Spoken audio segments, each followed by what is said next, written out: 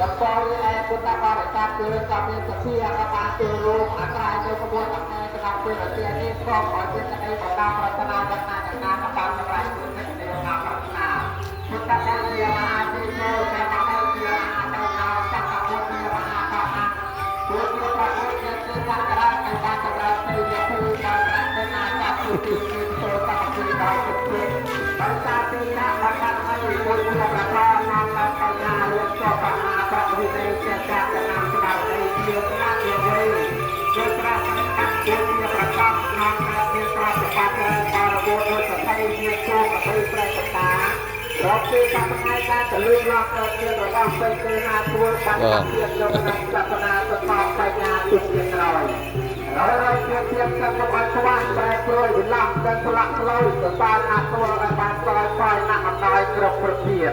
និងទៅកុំឲ្យទៅពីពុទ្ធពរទាំងឡាយព្រមប្រការរបស់បតមាតពុទ្ធនោះគឺអាយុ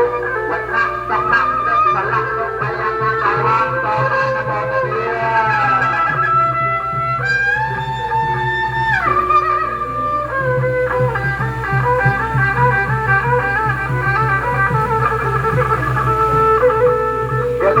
มาเจตเจตอาจะก็จะตัวเราตามาดูนักเรียนแต่ก็จะเจตอาการในตัวเปลี่ยนอาการพวกเราจะมาทำកា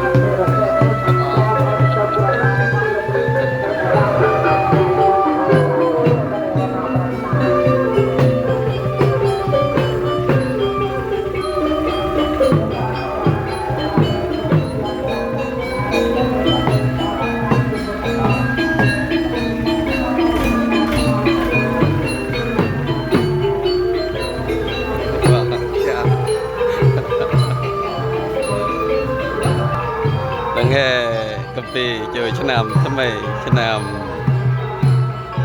មកមីត្រូវនៅថ្ងៃ11ខែ4ឆ្នាំ2026សូមអើយបងប្អូនរួមជាតិខ្មែរបានសម្រាប់រកសេចក្តីប្រាថ្នាក្នុងឆ្នាំថ្មីនេះរកគ្នាកុំបីអាក់ខានឡើយ